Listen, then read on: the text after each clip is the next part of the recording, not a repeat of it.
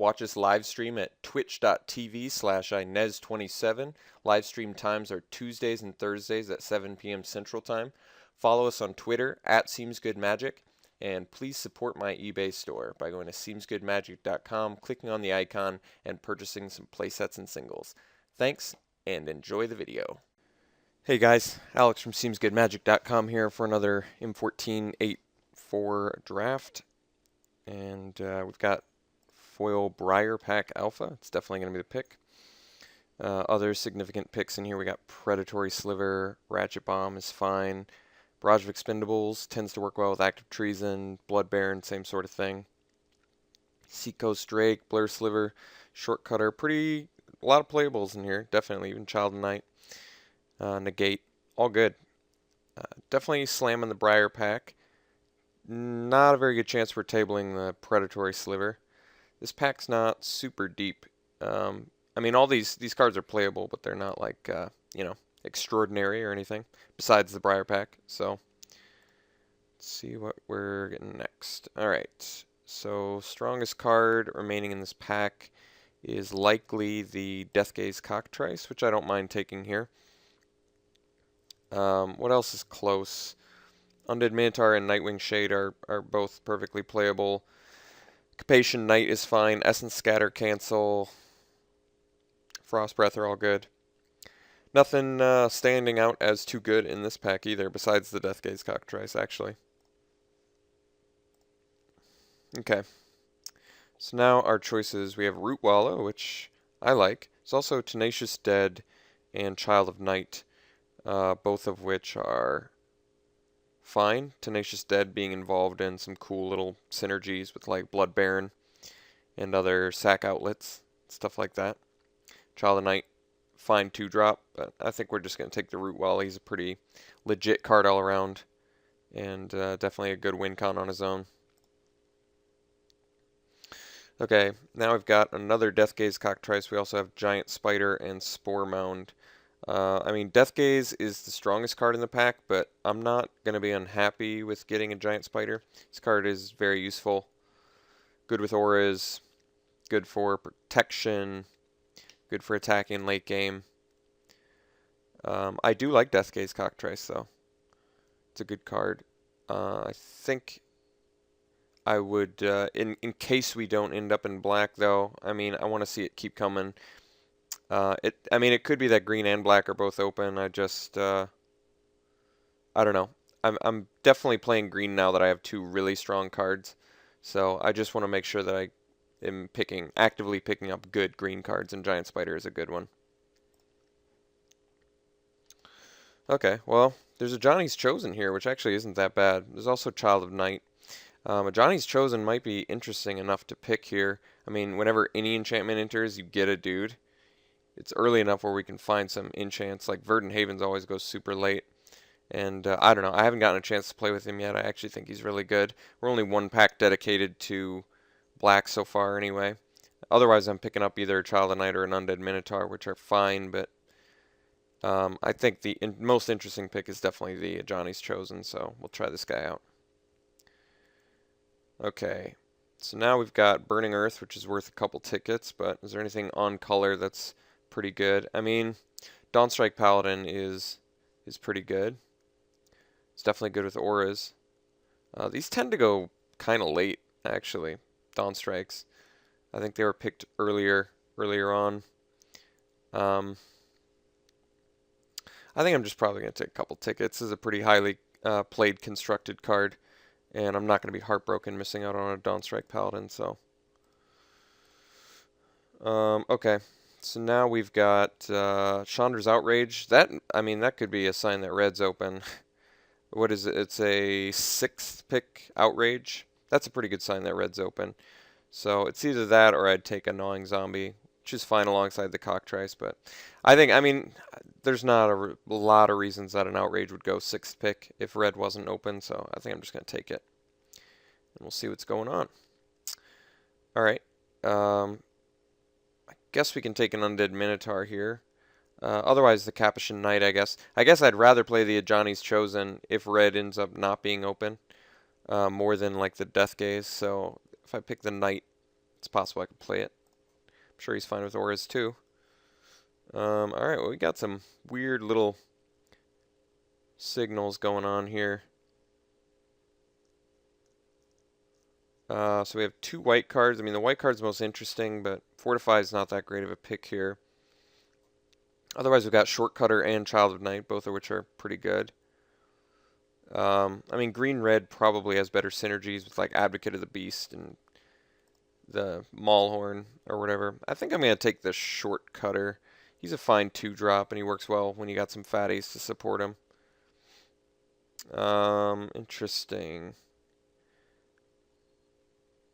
Nightwing Shade, I guess, is the best card here. So we're just going all over the place, huh? Alright. That's interesting. Guess we're only 1 pick deep, but Pillarfield Ox. I guess we'll just, I mean, it looks like we're actually getting cut on green now, surprisingly enough. This is kind of weird. Let's take the, I mean, the reason I took the Nightwing Shade over the Pillarfield Ox is because it's still early, and Pillarfield Ox is definitely not as good as Nightwing Shade. Well, Verdant Haven looks like it's going to be necessary, maybe. Who knows? Alright, we'll take a Minotaur here. Just all sorts of weird signaling. Alright, so don't even know where we're at after pack 1, really. I really don't know where we're at. May not be green, may not be black, red, or white. I mean, we're in like everything. That was some weird stuff going around. So we'll have to figure it out in these next couple packs here. Might as well do a color sort. Pretty much dead even. I still think our green pile is the best, followed by our red or white. So I guess I'm willing to give up on black here, probably. Let's see. Spore Mound's playable. The double color worries me now. Best cards in the pack are probably the Phoenix, which is actually pretty good. Charging Griffin in white.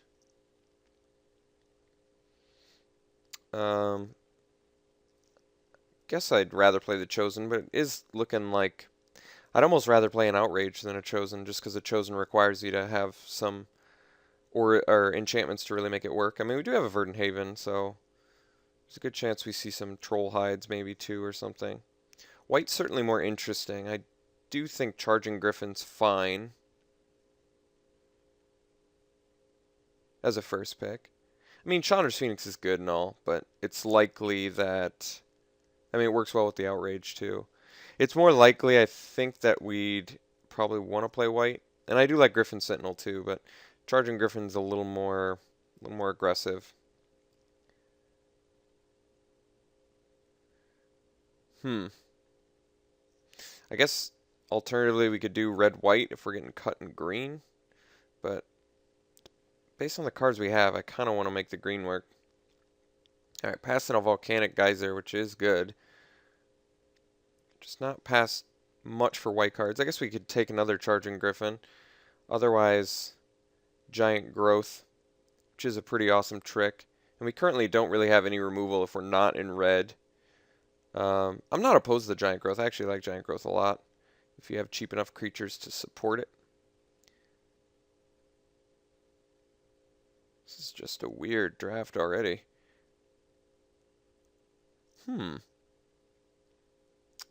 I guess we have 3-drop and a 2-drop creature already. We already have quite a few 4-drops. The Charging Griffin's not looking that appealing. I think I'll take the Giant Growth. I would still very much like to make green work if possible. Those are all 3 good red cards, though.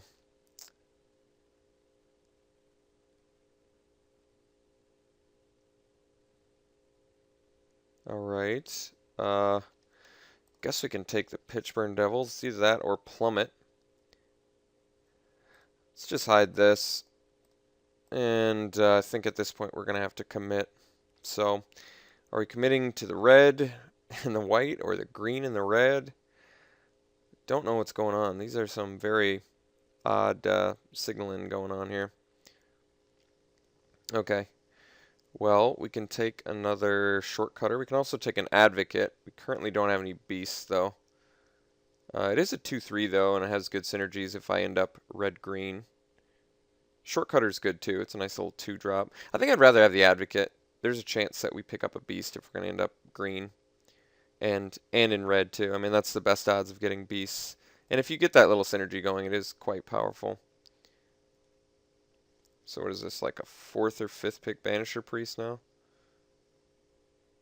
Very strange.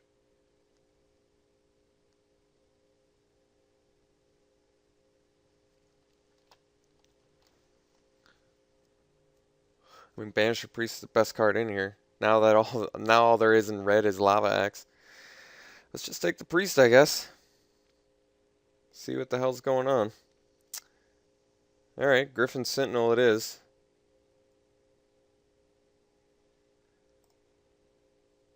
Alright, Rootwalla. Is green-white going to be ultimately what we're doing? We gotta, I mean, we're starting to get down to the wire here. We gotta commit. I mean, we're definitely taking Rootwalla, but I guess that means we're going to be green-white. Let's take the Howl here. It's at least a good finisher. It's a little more interesting than the Hive Stirrings for sure. Alright, let's hide red then. I'm getting out of it. Pulling out of red. We're going to commit to green-white here. So let's take the Griffin Sentinel. And then it's just like the latest fire. Is somebody like not even here? That's weird. Pay no heat's fine though. It's actually a legitimate card all around. I've stopped Flames of the Firebrand with this, and it works well against Chandra's Outrage. Works well in any sort of combat situation where you were going to trade. It's actually a good spell. Take the Hawk just in case. I mean, I think we're going to be okay going into pack 3, but I'm not going to say I'm a little bit. I am definitely a little bit surprised by what's going on in this draft. A little bit confused. Don't have much ammo for the Ajani's Chosen, which isn't that awesome, but we do have a Verdant Haven. Still have a chance to see some other ones. I've heard you can main deck Solemn Offering, but I'm not sure if that's the case or not. Guess we'll take a Hawk, just in case we have to play it. Hawks aren't the worst if you have to play them. They're just not ideal. And I don't know how beat down we're really going to be. We have a decent late game plan now with the Howl. We have some good value with the Briar Pack and potentially Chosen depending on how pack 3 goes. At least we have an adequate amount of creatures. So the real concern is just want to make sure that we can make this work. Alright, that's pretty good. Here's a Beast, which goes well with the Advocate, but I don't think we can really pass the sweet non-color intensive flying rare. That doesn't take combat damage. It's pretty awesome. So I think we're going to slam that. Otherwise, Rumbling Baloth would have easily been the pick, but Seraph is very good. Okay, now we can take a 2-drop in the form of Voracious Worm. We can also take Trollhide now. I mean, Trollhide's, I guess, good with the Suntail Hawks. It's certainly good with the Ajani's Chosen. Gives you a 4/4. And I'd play it. I mean, just for synergy's sake, I probably want to take the Trollhide. Voracious Worm is a nice 2-drop, though, which we do look a little bit light in. That's a concern.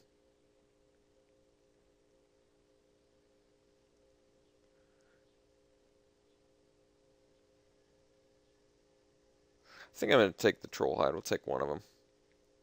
Hopefully see some more cheap creatures.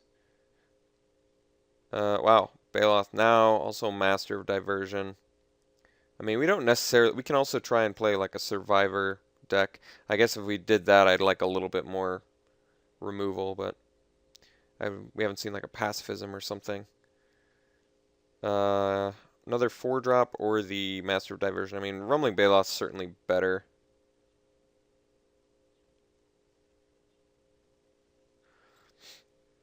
And I like it more than the Spider, too. Let's get another Wincon. I think that's okay. I can probably cut Mastodon eventually for it or something. I've seen a lot of these Howl the Night packs. Alright, now we're just getting all the Baloths. It's pretty cool. Could take the Tusker, too. We do look like we're getting slightly more color intensive, but I think that's probably okay. I guess you don't really want to run Tusker and Priest in the same deck necessarily. Just because it's really hard to play this on turn 2. But, I mean, it's also significantly better than Rumbling Baloth. I'm trying to think if we want to try and get a little bit more color greedy. I don't think it's going to be the end of the world necessarily. I mean, we kind of want to be green heavy for the Howl the Night pack anyway. Alright, I think I'm going to take the Tusker here. Surprised to see all these green cards. Alright, we'll take a Capation Knight now. Let's get another 2-drop.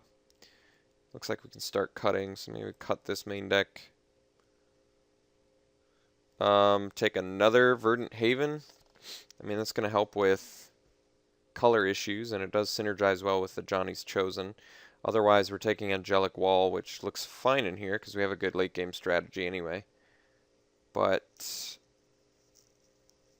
I might be able to get on board with Verdant Haven. I'm not sure. Quite a few 4-drops. I mean, I really do want to make sure that let's try the Verdant Haven out. All right. Angelic Accord, ways to gain life are currently nothing. So let's go for the Advocate. Another good 2/3. I'll start cutting the Hawks here. I don't think we need them. Alright, Plummet, quite good. At least out of the sideboard. Definitely a main deckable card. Auramancer, I mean, it's cool, but I don't think Verdant Havens or Troll... I mean, Trollhide, I guess, could go to the graveyard, but it's not very likely that Verdant Haven's going to the graveyard, so let's just take the Sentinels, the Griffin Sentinels. I'm a huge proponent of this card. I like it. Does a lot of what you want it to. Alright, let's take the Naturalize for sideboard here. Guess we can take a Soulmender. Let's cut the Plummet main deck for now. Probably not playing 2 Verdant Havens. We can probably just get away with 1. I don't want to play 16 lands either since we have a 7-drop. I guess we could cut the Siege Mastodon. We have enough creatures. Take another Pay No Heed against a high burn deck if we have to play it. I mean, we may even be able to get away with the Mastodon over the Pay No Heeds. For some reason, it's not looking that great to me having double Pay No Heed, double Verdant Haven. But our removal is very light. We're very removal light. I do see that. We're pretty much a Giant Growth Combat Trick, Banisher Priest, and Briar Pack Alpha is kind of a pseudo removal spell too. So, oh, third to last pick, Blood Baron.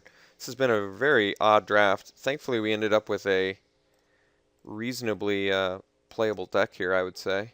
I'm not really unhappy with what we got. It's just a matter of... I mean, we have a good creature distribution. I think we're just so light on removal. I mean, the good news is we did end up with a lot of powerful cards, so I do see quite a bit of potential that this deck can do. We have good blockers, at the very least. Quite a few 3-drops, but I think the deck ultimately looks fine. Oh, we don't want those. And having the Knights is actually kind of nice for a mana sink. They're pretty good blockers too. This is 23. You definitely want to play 17 lands. We want to get to Howl, and having mana sinks and color fixing is nice. So a little bit on the color intensive side, but we did get a Tusker and a Baloth, so we have double Advocate of the Beast. That's good synergy. Decent amount of flyers. The Griffin Sentinels at least can double up and block things well. Quite a few fatties. Trollhide definitely good on Griffin Sentinel too. Decent sideboard options with the Plummet and the Naturalize. The Pay No Heed. I mean, I think I'm still fine main decking 1 because it's kind of a combat trick too. So, I mean, for trading purposes and stuff, I kind of like it. Especially, it's actually good alongside Griffin Sentinel, because you like triple block something, and then maybe they pump, and then you Pay No Heed. Or you just get to Pay No Heed and not lose any blockers at all.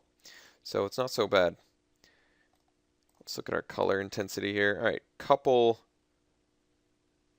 Looks like we want to be fairly even. We're going to need both quite a bit. but I think we'll definitely err on the side of green, which is what they do as well. All right, so a little bit awkward on the mana base, but good amount of creatures, good ways to win. Interesting one with the Ajani's Chosen, so it at least rewards us for late Verdant Havens and Trollhide as well.